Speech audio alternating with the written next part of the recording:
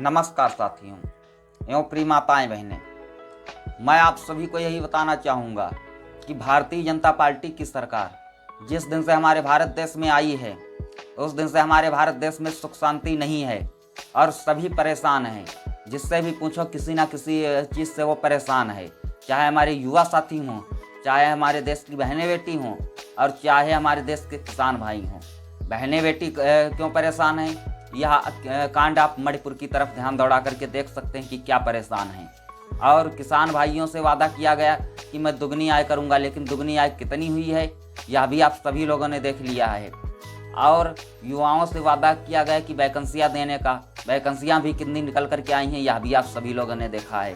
तो जब जहां पर सभी परेशान हैं उस मामले को लेकर के मैं रामचरितमानस से एक चौपाई लेना चाहूँगा कि रामचरितमानस में ऐसे राजा के लिए क्या बोला गया है कि जासु राज प्रिय प्रजा दुखारी, सो नृप अवश्य नरक अधिकारी। जिस राजा के शासन काल में प्रजा दुखी होती है वह राजा जो है नरक का अधिकारी होता है। तो ऐसा जो है बोला गया है उस राजा के लिए। और जिस राजा के शासन में प्रकृति अकाल डालती है वह भूप निर्दयी होता है, जनता घुट घुट कर मरती है। और जनता घुट घुट कर मरने का काम कहाँ हो रहा है? मणिपुर के मामले में।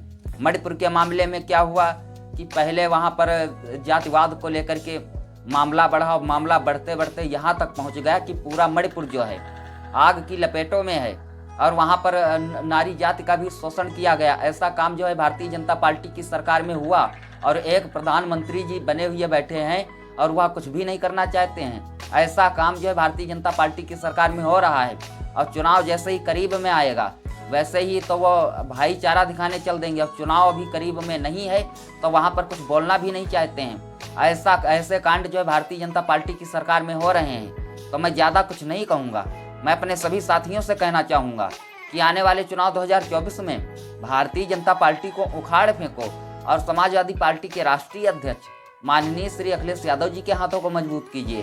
तब हमारा लोकतंत्र और हमारा देश और हमारे देश की बहनें बेटी सुरक्षित रह पाएंगी। नहीं तो यहाँ पर कुछ भी सुरक्षित नहीं है। एक युग था या एक समय था कि द्रौपदी चीर हरण के ऊपर 18 स्वर्ण सेना समाप्त हुई थी और बहुत से योद्धा मारे गए थे।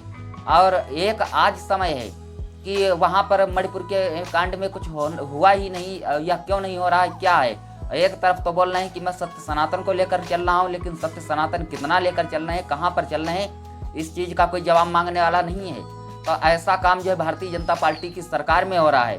तो ज़्यादा कुछ ना कहते हुए मैं यही कहना चाहूँगा भारतीय जनता पार्टी की अति को देखते हुए कि अति से ज़्यादा अति किया जो उसका आखिर अंत हुआ। बाल दशानंद दुर्योधन का अति के कारण अंत हुआ। भारतीय जनता पार्टी की सरकार जाएगी आने वाले चुनाव 2024 में। तो मैं ज़्यादा कुछ ना कहते हुए अपने सभी साथियों से कहना चाहूँगा कि आप सभी लोग एक साथ हो और एक ही नारा ध्यान रखो कि उठो समाजवादियों, आगे बढ़ने की बारी है। गांधी लोहिया के सब सपने सच करने की बारी है। आप सभी को उठना है और गांधी जी और लोहिया जी के सपने को सच करना है। तो ज़्यादा लंबी चौड़ी भूमिका ना बनाते हुए मैं अपने सभी साथियों से कहना चाहूँगा कि जय समाजवाद।